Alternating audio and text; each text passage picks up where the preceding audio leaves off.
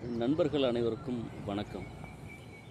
இன்றைக்கி அம்பானி குடும்பத்தின் ஒரு சில விஷயங்கள் மட்டும் நம்ம பேசலாம்.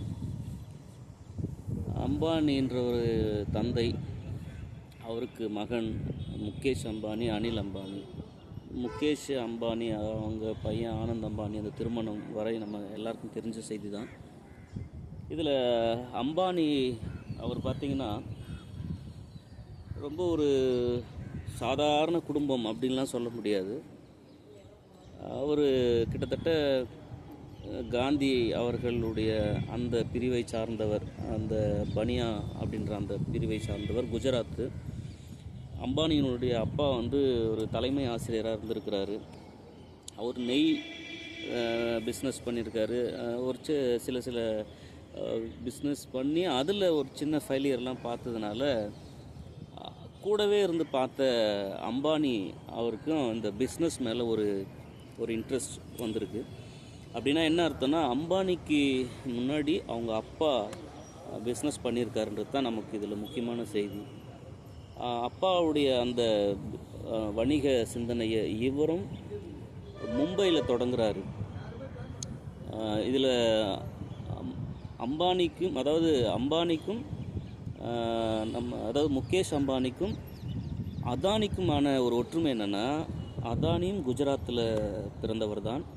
அதானியும் மும்பை போய் பிஸ்னஸை தொடங்குறாரு. இப்போது உலக பணக்காரர்கள் பட்டியலில் அதானி இருக்காருன்றது ஒரு செய்தி. அதில் பாதி சொத்து கடன் அப்படின்றதும் ஒரு முக்கியமான செய்தி. அப்போது ரத்தன் டாட்டா ரொம்ப பெரிய பணக்காரர், முகேஷ் அம்பானி விட பெரிய பணக்காரர், அதில் சந்தேகம் இல்லை. ஆனாலும் முகேஷ் அம்பானி மேலே இந்த உலகத்துக்கு போன ஃபோக்கஸ் ரத்தன் டாட்டா மேலே அந்தளவுக்கு போகாததுக்கு காரணம் என்னென்னா, அம்பானி அந்த பிராண்டிங் பண்ணுறதுல ஒரு பெரிய கில்லாடி.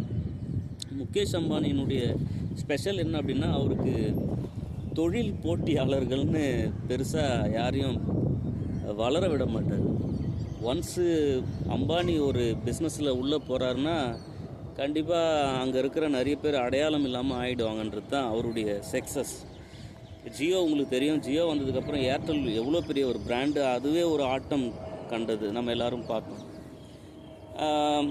இதில் என்ன விஷயம்னா, ஒரு மிடில் கிளாஸ் ஃபேமிலியாக இருந்தாலும், ஓரளவுக்கு ரிச்சான ஃபேமிலியாக இருந்தாலும், உலக பணக்காரர்கள் பட்டியலில் இருந்தாலும், இவங்க எல்லாருக்குமான ஒரு பெரிய ஒரு ட்ரீம் என்ன அப்படின்னா, அவங்க ஃபேமிலியில் நடக்கிற ஒரு திருமணத்தை கிராண்டியாக பிரம்மாண்டமாக பண்ணணும் அப்படின்றது ஒரு முக்கியமான செய்தி.